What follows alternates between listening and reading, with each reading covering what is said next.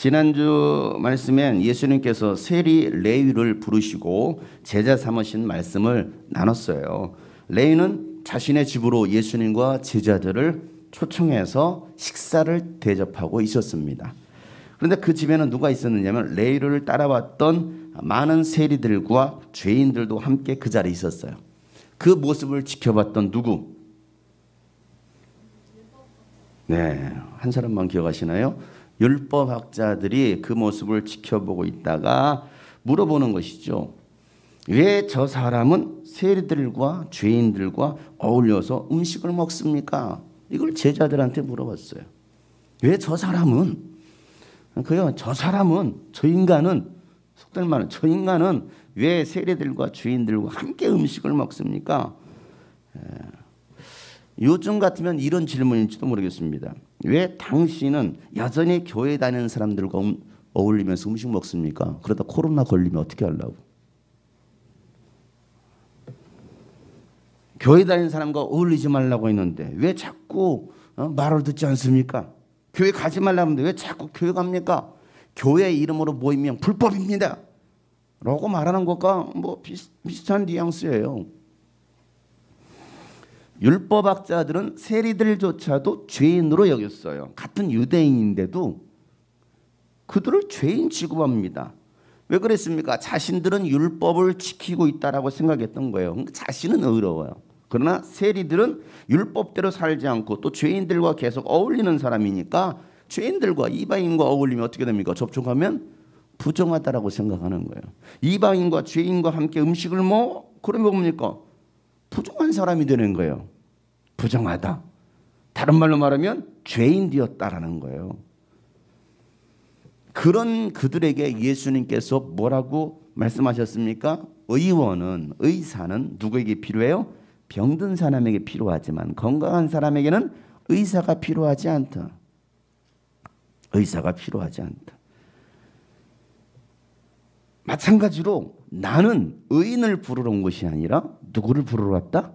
죄인을 부르러 왔다라고 예수님 말씀하시는 거예요. 이게 예수님께서 이 땅에 오신 근본적인 이유입니다. 예수께서 이 땅에 오신 근본적인 이유 목적. 그러면서 마태라고도 하는 레위는 마태복음을 쓰면서 이 부분에 호세아 선지자의 말씀을 인용해서 기록합니다. 9장 13절, 마태복음 9장 13절인데요. 다 같이 한번 큰 소리 읽어보겠습니다. 시작. 너희는 가서 내가 바라는 것은 자비요 희생제물이 아니다 하신 말씀이 무슨 뜻인지 배워라. 나는 의인을 부르러 온 것이 아니라 죄인을 부르러 왔다. 내가 바라는 것은 뭐예요? 자비예요. 자비. 하나님을 사랑하는 마음. 나는 희생제물을 원하는 게 아니다. 난 너희들이 헌금을 얼마나 많이 했냐? 너가 얼마나 예배를 많이 참석하고 수요 예배, 주일 예배, 예배란 예배 다 참석했느냐? 나는 그것보다도 하나님을 사랑하느냐? 하나님을 사랑해서 이 모든 것들을 하고 있느냐? 나는 이걸 원한다라고 말씀하시는 거예요. 자, 이 말씀을 호세아서 원본에서 이렇게 말씀하고 호세아서 6장 6절에 마태는 그걸 인용했어요. 이 말씀을 인용했습니다. 뭐라고 말합니까? 다 같이 한번 시작. 내가 바라는 것은 변함없는 사랑이지 제사가 아니다. 불살라 바치는 제사보다는 너희가 나 하나님을 알기를 더 바란다. 자, 하나님께서 원하시는 것은 뭡니까? 변함없이 하나님을 사랑하고 하나님을 더 알기를 바라신다라고 말씀하고 있어요. 그러니까 하나님을 알고 있다고 했지만 정작 그들은 하나님을 제대로 알지 못했다라는 거거든요. 오히려 하나님을 오해했어요. 하나님을 알지 못하고 하나님을 오해하는 것이죠. 오늘날 교회를 다니는 사람들이 하나님을 알고 있다고 하지만 하나님을 제대로 알지 못하고 교회를 다니고 하나님을 믿고 있다고 하지만 전혀 그렇지 않은, 내가 스스로 나는 하나님을 믿고 있어 라고 믿는 사람이 있어요. 하나님 편에서 볼 때는 이게 불편한 거예요. 네가 나 정말 믿어? 너가 정말 나를 신뢰하고 있니? 너가 정말 나 사랑하고 있어? 그런데 우리는 나 사랑해요, 나 믿어요 라고 생각하는 것이죠. 스스로 그렇게 믿고 있는 거예요. 스스로 나 자신이.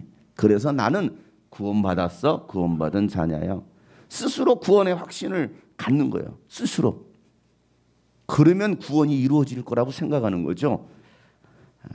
잘못된 믿음이라는 거예요. 잘못된 믿음.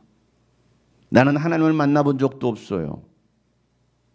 예수 그리스도를 내가 인격적으로 영적으로 모셔드린 적도 없어요. 내 교회는 열심히 다닐 뿐인 거예요. 주일 성수도 해요. 11조도 해요. 하나님 편에서 볼 때는 너가 정말 자비로 하고 있니? 너가 정말 나를 사랑하고 있어? 라고 말씀하시는 거죠. 예수님께서 선택하셔서 예수님을 따라다녔던 제자들, 그들은 여러분 얼마나 예수님을 잘 알았을까요? 얼마나 그들은 예수님을 잘 믿었을까요? 예수님께서 제자들에게 자주 쓰셨던 표현 가운데 하나가 뭔지 아십니까? 그것은 그들의 믿음을 칭찬하신 것이 아니라 왜 믿지 못하느냐? 믿음이 없는 자들아, 이 말씀이었어요. 너는 왜 믿지 못하느냐? 믿음이 없는 자들아.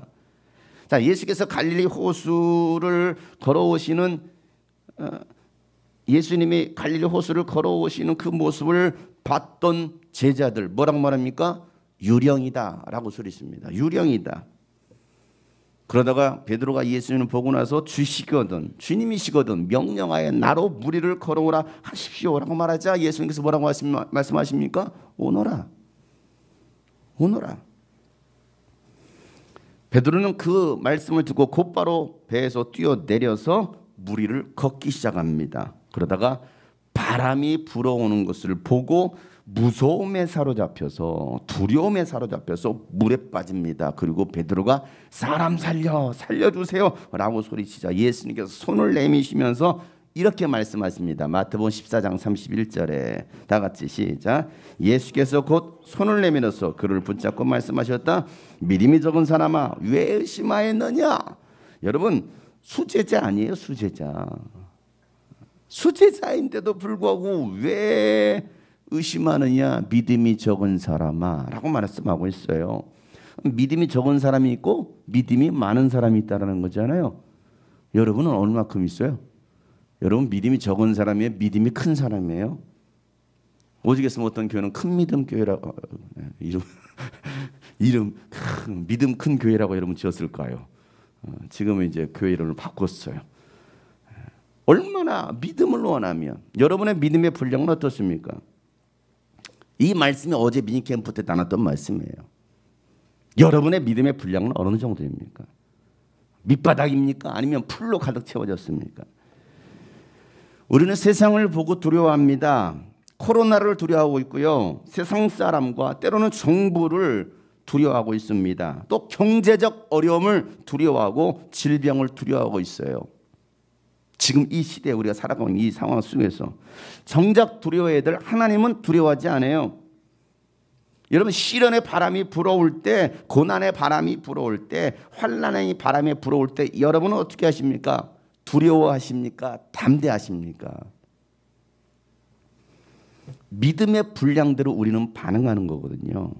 모세가 죽고 여호수아가 그 대를 이어서 이스라엘 백성들을 가나안 땅으로 이끌어갈 때에 그의 마음의 상태는 어땠을까요? 두려워했을까요? 담대했을까요? 여호수아 두려워했습니다. 그래서 하나님께서 여호수아에게 하셨던 말씀이 뭐예요? 두려워하지 말고 담대하라, 용기를 내어라 라고 말하는 거예요. 왜? 이게 부담감. 이 이스라엘 백성들을 데리고 가나안 땅에 들어가야 된다는 부담감. 40년을 함께 지켜봤잖아요. 모세 옆에서. 그런데 이제는 그 모세의 뒤를 이어서 여호수아가 이들을 끌고 가야 된다는 거에 대한 두려움, 부담감. 그래서 하나님은 야 두려워하지 마.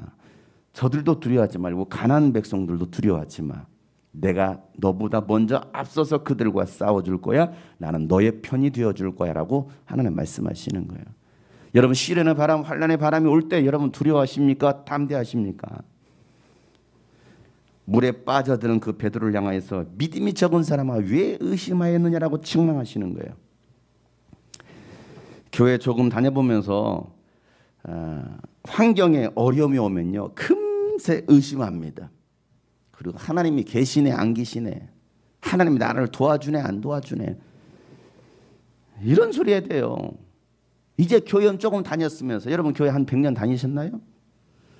얼마나 다니셨습니까? 교회 좀 다녀보면서 그런 말들, 그렇게 하나님 앞에 의심합니다. 하나님은 변함이 없으신데 우리의 믿음이 변한 거예요. 하나님은 여전히 창조주 하나님으로 그 자리에 계시는데 우리의 믿음이 변해버린 거예요. 우리의 믿음의 분량이 밑바닥을 치고 있는 거예요. 귀신 들려 말하지 못하고 듣지 못하는 한 아이를 데리고 왔던 그 부모, 제자들에게 고쳐달라고 했어요. 귀신 좀 내어 쫓아달라고 했습니다. 그러나 그들은 쫓아내지 못했어요.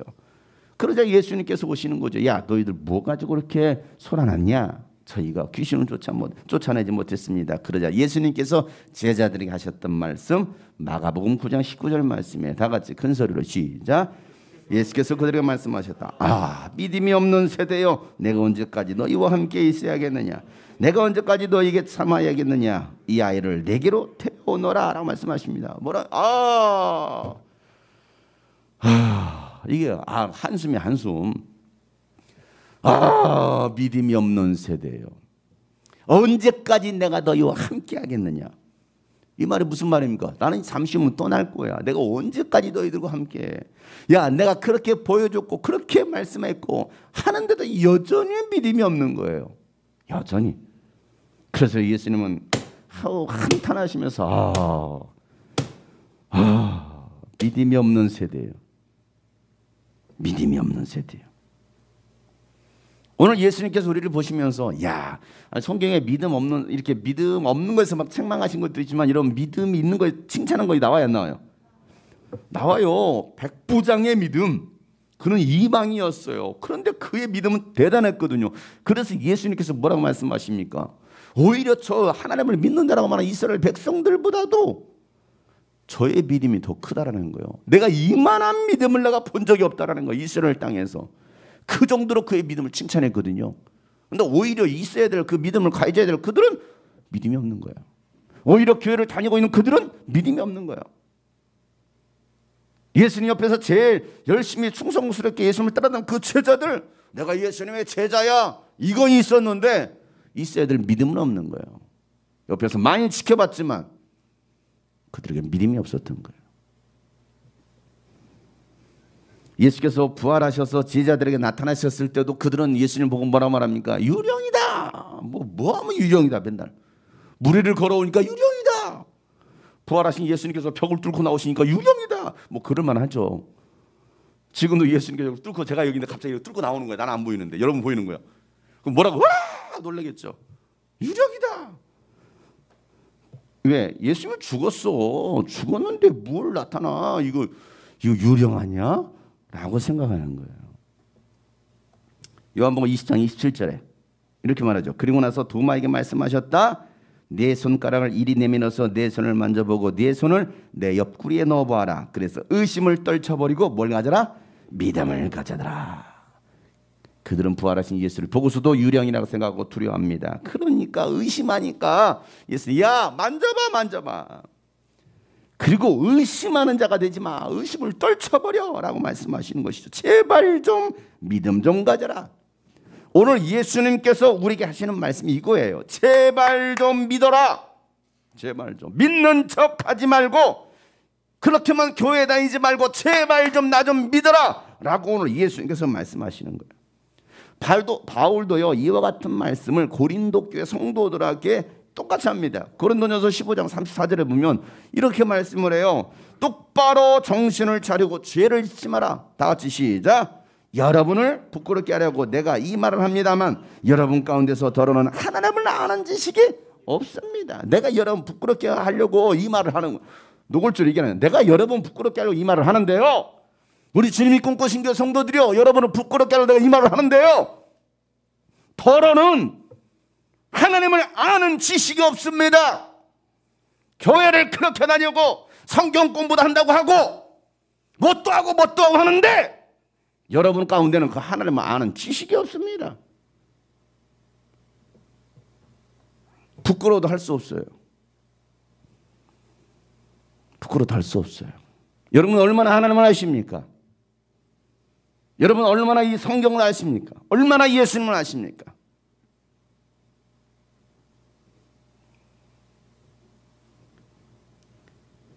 하나님을 믿는다고 하고 또 알고 있다고 하는 것 같은데 하나님을 아는 지식이 없다라는 거예요.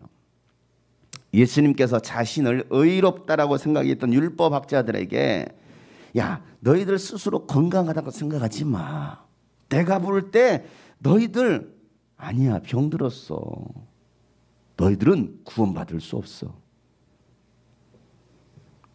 스스로 부유하다라고 영적으로 건강하다라고 생각했던 라오디게아 교회를 향하여 예수님께서 뭐라고 말씀하십니까?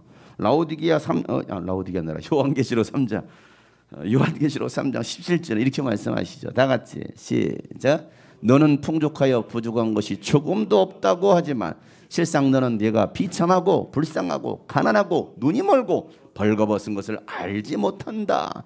스스로는 뭐하더라? 나는 영적으로 부유하다라고 생각하는 거예요. 나는 영적으로 부유하다라고 생각. 풍족하다. 부족한 것이 전혀 없다. 근데 실상은 말이야. 너희들은 굉장히 비참해. 굉장히 불쌍해. 굉장히 가난하고 그냥 벌거벗었어.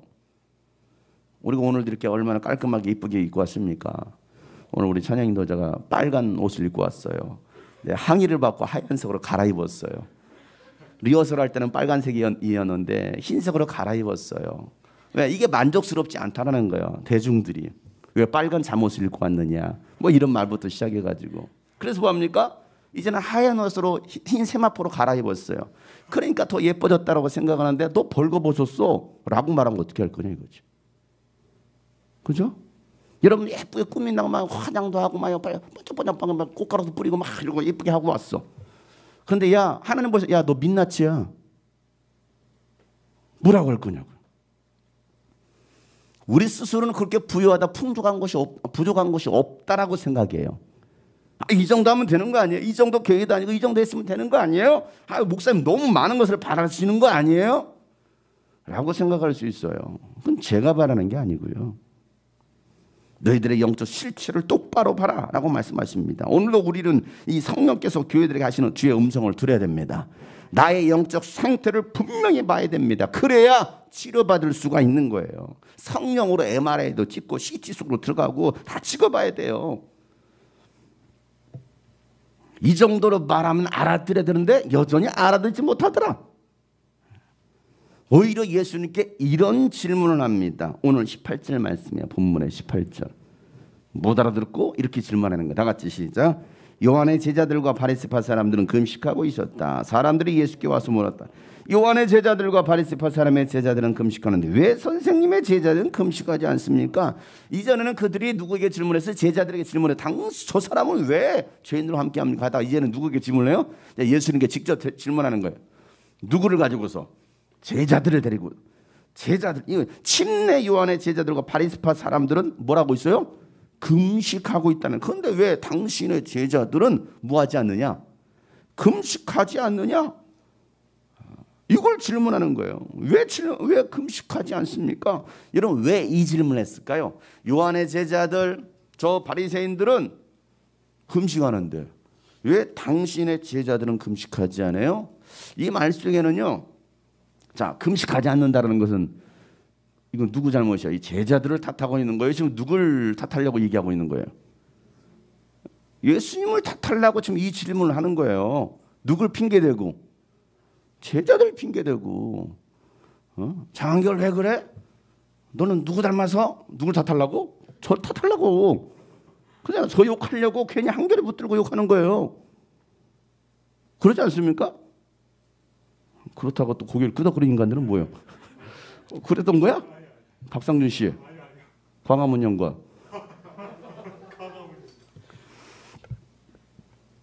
자, 이 질문은요. 왜 당신들의 제자들은 율법을 지키지 않습니까? 이걸 얘기하고 있는 거예요. 다시 역으로 말하면 율법을 지키지 않도록 왜 당신은 제대로 가르치지 않습니까? 요 얘기잖아요. 하나님은요 이스라엘 백성들에게 금식을 선포하셨어요. 이럴 때 금식하라고 하나님께서 분명히 말씀하셨습니다. 근데 백성들 또 어려움을 당하면 금식하라라고 말씀하시는 성경 구약 성경에 보면요 금식하는 장면들이 굉장히 많이 나옵니다. 또 금식하라고 하신 말씀들이 많이 나와요. 요엘서 보면요 2장 12절에 나같이 시작. 지금이라도 너희는 진심으로 회개하여라. 나 지금 말한다. 금식하고 통곡하고 슬퍼하면서 나에게로 돌아와라. 뭐 하라는 거요? 지금이라도 늦지 않았으니까 회개하고 뭐예요? 금식 기도해. 준성 형제 빨간 옷만 갈아입지 말고 지금부터 회개하고 금식해. 통곡해야지 나에게로 돌아와 라고 말씀하셨어요. 스가랴 7장 5절은 뭐라 말합니까? 다 같이 시작. 너는 이 땅의 모든 백성과 제사장이 이렇게 말해. 너희가 지난 70년 동안 일곱째 달에 금식하며 애곡하기는 하였으나 너희가 진정 나를 생각하여 금식한 적이 있느냐? 70년 동안 너희가 포로로 끌려갔어. 포로로 끌려가서 뭐합니까? 하나님 우리를 좀 구원해 주세요. 그러면서 언제? 다섯째 달, 일곱째 달 금식하면서 뭔가 애곡하긴 했어. 근데 진정 너희 나를 생각하면서 금식은 하긴 했냐? 그 말은 무슨 말이에요? 하라고 하니까 하는 거예요. 교회 나오라고 하니까 나오는 거야. 관심 없어. 금식 자체에 하나님은 관심 없고 그냥 금식하라고 하니까 와서 앉아서 그냥 금식하고 카메라 찍으면서 꾸벅꾸벅 졸고 있고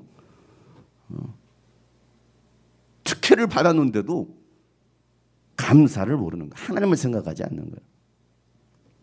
이사야서 58장 6절 다 같이 시작. 내가 기뻐하는 금식은 부당한 결박을 풀어주는 것, 멍에의 줄을 끌려주는 것, 압제받는 사람을 도와주는 것, 모든 멍에를 꺾어버리는 것, 바로 이것들이 아니냐. 야, 내가 기뻐하는 금식이 있어. 내가 기뻐하는 금식을 너희들이 하면 이런 일들이 일어날 거야라고 말씀하시는 거예요. 하나님은 우리에게 금식을 명하셨어요. 이런 금식이 예수님 시대에 와서는 뭐한 거예요? 변질이 된 거예요. 변질이 됐어요. 물론 구약 시대 때 잘못된 금식들이 많이 있었잖아요. 그에 대해 하나님께서 말씀하시는데, 그런데 신약 시대에 와서는요, 하나님의 긍휼을 구하는 금식이기보다는 아주 형식이 되어 버렸어요. 형식. 이 금식이 율법을 지키는 사람들의 자랑거리가 되어 버린 거예요. 나 일주일에 2번씩 금식해. 자, 누가복음 18장 9절부터 14절 말씀해 보면요, 예수님이 이런 말씀을 하셔요. 한번 보세요. 읽어보세요. 시작. 스스로 의롭다고 확신하고 남을 멸시하는 몇몇 사람에게 예수께서는 이 비유를 말씀하시다. 두 사람이 기도하러 성전에 올라갔다. 한 사람은 바리새파 사람이고 다른 한 사람은 세리였다. 바리새파 사람은 서서 혼잣말로 이렇게 기도했다. 하나님 감사합니다. 나는 남의 것을 빼앗는 자가 불의한 자나 간음하는 자와 같은 다른 사람들과 같지 않으며 더구나 이 세리와는 같지 않습니다. 나는 일해에 2번씩 금식하고 내 모든 소득의 11조를 바칩니다. 그런데 세리는 멀찍이 서서 하늘을 우러볼 엄두도 못 내고 가슴을 치며 아 하나님 이 죄인에게 자비를 베풀어 주십시오 하고 말하였다. 내가 너에게 말한다. 의롭다는 인정을 받고서 자기 집으로 내려간 사람은 저 바리새파 사람이 아니라 이 세리다. 누구든지 자기를 높이는 사람은 낮아지고 자기를 낮추는 사람은 높아질 것이다. 나 스스로 의롭다라고 확신하면서 남을 멸시하는 거예요. 왜? 나는 의인인데 저 사람은 죄인인 거예요. 그래서 스스로 그렇게 생각하면서 멸시하는 사람들이 예수님께서 비유로 말씀하시기를 두 사람이 나와요. 한 사람은 바리새파 사람, 한 사람 누구예요? 세리. 지난주에 등장했던 또 세리가 등장합니다. 자, 바리새파 사람은 기도하기를 뭐라고 기도합니까? 하나님 앞에 나는 저 세리와 같지 않습니다. 나는 빨간 옷 입은 저 사람과 같지 않습니다 하면서 나는 십계명도 잘 지켰습니다. 십계명을 철저히 지키는 거야. 그러니까 내가 저 사람과는 비교하지 마세요. 나는 이렇게 아주 우만병담이 하면서 박상준이가 나는 이렇게 거룩하고 어렵습니다 하면서 막 내가 멀리 저 일산에서 오고 있는데 2시간 반에 걸려서 제가 오고 있습니다. 택시비만 6만 원이 나옵니다. 올 때마다. 자랑거리 되잖아. 충분히 그럴 수 있어요. 야 대단하네. 거기다 일주일에 2번씩 금식을 합니다. 그것만 합니까? 나 11조도 바칩니다. 11조 안 하는 사람 많이 있거든. 나 11조도 바칩니다. 그래요? 야 대단하네. 금식을 저렇게 잘해? 대단하네. 여러분 이 정도면 신앙생활 잘한다라고 하나님께 칭찬 들을 만하지 않아요? 그런데 하나님은 이런 자를 인정하지 않는다는 거예요. 여러분 우리가 얼마나 금식 기도를 많이 했느냐, 얼마나 철저하게 11조를 하고 있느냐, 얼마나 교회에 와서 예배를 잘 드리고 있느냐, 율법을 잘 지키고 있느냐 보다도 더욱 본질적인 거. 본질. 그게 뭐예요? 너가 하나님을 사랑해서 하는 거냐? 아니면 그게 너에게 자랑이 되느냐? 너 정말 하나님을 사랑해서 그렇게 하고 있어? 의무감에서 하고 있느냐? 아니면 사랑으로 인해서 하고 있느냐? 하나님은 수많은 제사들보다도 순종하는 거, 사랑하는 거, 하나님을 아는 것을 더 바라신다라고 말씀하고 있어요. 여러분, 금식하는 것이 잘못되었다라고 말하는 게 아니고요, 11조 하지 말라라고 얘기하는 게 아니에요. 11조 한 것이 잘못되었다라고 여러분 착각해서는 안 됩니다. 자꾸 성경을 곡해오고 있어요. 예수님께서 말씀하세요. 금식하지 마, 11조 하지 마, 이 말씀이 아닌 거예요. 본질이 빠져버렸다는 게 본질. 자, 그들의 질문에 예수님께서 뭐라고 답변해 주십니까? 19절부터 20절 말씀이에요. 다 같이 시작. 예수께서 그들에게 말씀하셨다. 혼인잔치에 온 손님들이 신랑과 함께 있는 동안에 금식할 수 있느냐? 신랑을 자기들 곁에 두고 있는 동안에는 금식할 수 없다. 그러나 신랑을 빼앗길 날이 올 터인데 그날에는 그들이 금식할 것이다. 여러분, 혼인잔치에 온 손님이 신랑과 함께 하는데 여러분 금식합니까? 맛있는 뷔페를 차려놨는데 그러나 금식해야지. 모두가 금식하는 거예요. 신랑만 혼자 뭔 재미로. 이건 누구를 위해서 지금 혼인잔치를 하고 있는 거예요? 손님이에요? 신랑 신부예요? 뭔 말인지 몰라요? 혼인잔치를 지금 누구를 위해서 하고 있느냐고요. 우리 용민 형제와 우리 선영자매가 1월에 결혼을 했어. 하객들을 초청했잖아요. 토요일 날 오세요 오세요. 맛있게 음식을 주문했습니다. 막 이렇게 막 사진 찍고 막 꽃다발 던지고 왔더니 하객들이 다 밥 안 먹고 이러고 있는 거야. 왜 식사들 안 하세요? 금식하고 있습니다. 자, 그러면 신랑 신부가 기분이 좋을까 나쁠까? 안 좋지. 그날은 누구를 위해서? 신랑을 위해서. 신랑 신부를 위해서 뭐 하는 거예요? 맛있게 음식 먹어주는 거예요. 내가 좋아하는 망고 안 나왔어. 그래도 맛있네. 내가 원하는 식단이 아니야. 그래도 맛있네. 누구를 위해서? 신랑 신부를 위해서. 그날은 나를 위한 게 아니야. 오로지 용민 형제를 위해서, 신랑을 위해서. 그잖아. 그래 우리 교회라 더울 거 아니겠냐 하면서 의도적 맛있어. 맛있어 용민 형제. 아이고 너무 좋아. 감사해. 누구를 위해서? 신랑을 위해서. 예수님 지금 그 얘기를 하고 있어요.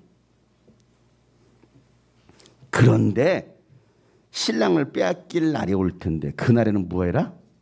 금식해야 된다라고 말씀하십니다. 신랑이 누구입니까? 예수님이잖아요. 신랑 대신 예수님께서 이 땅에 오셨어요. 그때는 뭐 하면 된다라는 거예요? 즐거워하면 된다라는 거예요. 신랑 대신 예수님께서 오셨네? 즐거워하라는 거예요. 그런데 예수님은 빼앗길 날이 올 것이다. 그날이 언제예요? 예수님 빼앗기실 날이 언제예요? 죽으시는 날이에요. 예수님 십자가 죽으셨는데 그때 좋네 좋아 웃습니까? 아니요. 그때는 뭐 하라는 거예요? 금식하라는 거예요. 통곡하라는 거예요. 예수님과 함께 할 때는요 금식하지 않아도 돼요. 그런데 여러분에게서 예수님을 빼앗겼을 때, 내게 있었던 그 예수님을 빼앗겼을 때, 예수님이 계시지 않을 때는 뭐 하라는 거예요? 금식하라는 거예요. 너에게 지금 예수님이 계시냐? 금식하라는 거예요. 안 계시면 하나님의 긍휼을 구하는 겁니다. 왜요? 예수님이 필요하니까. 나에게는 예수님이 필요합니다. 예수님이. 그러면서 금식하면서 주님의 긍휼을 구하는 거. 하나님의 긍휼을 구하라고 이 금식을 명하셨어요. 하나님의 긍휼 대신 예수님께서 이 땅에 오셨어요. 그러니 지금은 뭐 할 때가 아니라는 거예요. 금식할 때가 아니다.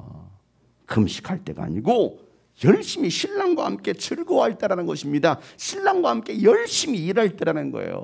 왜? 지금 낮이기 때문에. 그래서 여러분 아까 일할 수 없는 밤이 속히 올 것이다. 그러니까 일할 수 있을 때 열심히 일하라는 거예요. 놀지 말고 자지 말고 게으르지 말고 열심히 일하라는 겁니다. 근데 일하라고 할 때는 일 안 하고, 금식해야 될 때는 금식도 안 하고,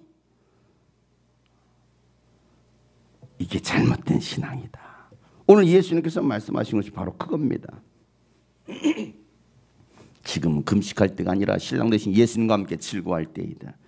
일할 때라는 것입니다. 예수님과 함께 할 시간입니다. 그런데 이 형식과 의식에만 배어 있었고 그 의식이 자랑거리가 되는 이 사람들, 그 직분이 자랑거리가 되는 거예요. 직분이, 신앙의 행위가 자랑거리가 되어 있었던 그 사람들에게 예수님은요 새로운 비전을 제시합니다. 뭐라고 비전을 제시하느냐. 21절 22절 다 같이 시작. 생배 조각을 낡은 옷에 대고 깁는 사람은 없다.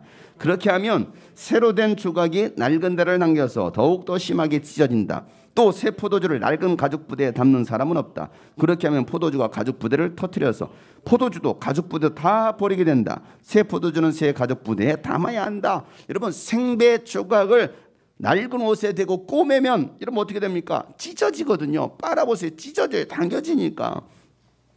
새 포도주를 낡은 가죽 부대에 담으면 찢어진다라는 거예요. 둘 다 못 쓰게 된다. 왜?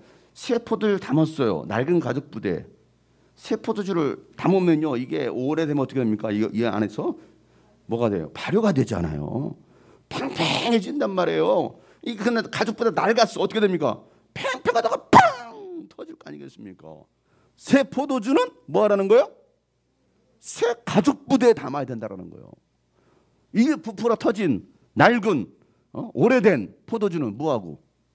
그럼 낡은 부대에 넣어도 상관없어요. 그런데 새 포도주는 새 부대에 담아야 좋은 포도주를 마실 수 있다라고 말씀하고 있어요. 그러니까 다시 말해서 더 이상 너희들은 옛 포도주인, 지금 율법에 매여 있지 마라. 의식과 형식에 사로잡혀 있지 말라. 율법에서 예언했던 본체신 예수님께서 오셨으니 예수님 안에서 즐거워하고 예수께서 명하신 새로운 계명을 따라서 살아가라. 이게 예수님 하시는 말씀이에요. 옛 구습이 여러분을 망하게 합니다.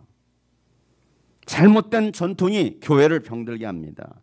신조와 교리보다도 새 포도주 대신 예수님을 새 부대가 되어서 받아들이라는 거예요. 새 포도주는 예수님, 우리는 뭐예요? 부대예요, 부대. 여러분이 낡은 부대냐, 새 부대냐? 그러니 새 포도주 대신 예수님께 오셨으니 이제는 뭐 하라는 거예요? 내가 새 부대가 되도록 나를 준비하라. 여러분, 과거를 버리지 않고 여전히 가지고 있으면요, 새 포도주를 담으려고 하다가 찢어지는 거예요. 권세 있는 새 교훈의 말씀을 받아들여야 되는데 내가 이 새 가죽 부대로 준비하지 못해서 찢어져서 신앙생활에서 떨어져 나가고 그래서 결국 교회를 떠나는 거예요. 그러니까 결국은 내 마음이 문제라는 거예요. 내 마음, 내 영적 상태에 따라서 결국에는 찢어질 수도 있고 더 좋은 포도주를 만들 수도 있다. 여러분, 이 강단에서 예수 그리스도의 생명의 말씀을 선포해도 내 마음의 그릇이 준비되어 있지 못하면 말씀을 받지도 못하고, 또 받지 못하니까 뭐합니까? 열매를 맺을 수 있어요? 없어요. 그러니 옛사람을 벗어버리고 마음의 영을 새롭게 하라라고 말씀하고 있습니다. 자, 예배서 4장 21절 24절 말씀 시작. 여러분이 예수 안에 있는 진리대로 그분에 관해서 듣고 또 그분 안에서 가르침을 받았으면 여러분은 지난날의 생활 방식대로 허망한 욕정을 따라 살다가 썩어 없어질 그 옛사람을 벗어버리고 마음의 영을 새롭게 하여 하나님의 형상을 따라 참 의로움과 참 거룩함으로 지으심을 받은 새 사람을 입으십시오. 그래요. 이제는 마음의 영을 새롭게 함으로 하나님의 형상을 따라 참 의로움과 참 거룩함으로 지으심을 받았으니 이제는 새 사람의 옷을 입으라라고 오늘 주님 말씀하시죠. 디모데후서 2장 21절은 이렇게 말씀합니다. 그러므로 누구든지 이러한 것들로부터 자신을 깨끗게 하면 그는 주인이 온갖 좋은 일에 요긴하게 쓰는 성별된 귀한 그릇이 될 것이다. 뭐하면? 나 자신을 깨끗게 하며 나를 새 부대로 준비하면 하나님은 여러분에게 귀한 새 포도주를 가득 부어주실 거라는 거예요. 그러니 여러분, 오늘도 이 말씀처럼 새 부대를 준비하시길 바랍니다. 새 포도주는 새 부대에 담아야 됩니다. 새 부대로 바꾸시는 여러분 되시길 주 이름으로 축복합니다. 그러면 시간이 흐를수록 잘 숙성되어서요 가장 맛있는 포도주가 될 거예요. 여러분 안에서 예수 그리스도의 말씀이 잘 숙성되어서 세상 사람들에게 가장 맛있고 좋은 포도주를 나눠주시길 바랍니다. 한국교회가 달라져야 됩니다. 새 부대가 돼야 됩니다. 이제라도 비난받는 조롱거리가 되는 그런 한국교회가 아니라 비난받고 조롱받는 그런 하나님 믿는 사람이 아니라 새 부대로 준비해서 세상 사람들에게 본이 되고 덕이 될 수 있는, 그래서 오늘도 우리가 하나님 내가 새 부대가 되게 하여 주십시오. 새 부대가 되게 하여 주십시오. 여러분의 가정이 달라져야 됩니다. 새 부대가 되어서 예수 그리스도를 품는 여러분 모두가 되시기를 예수 그리스도 이름으로 축복합니다.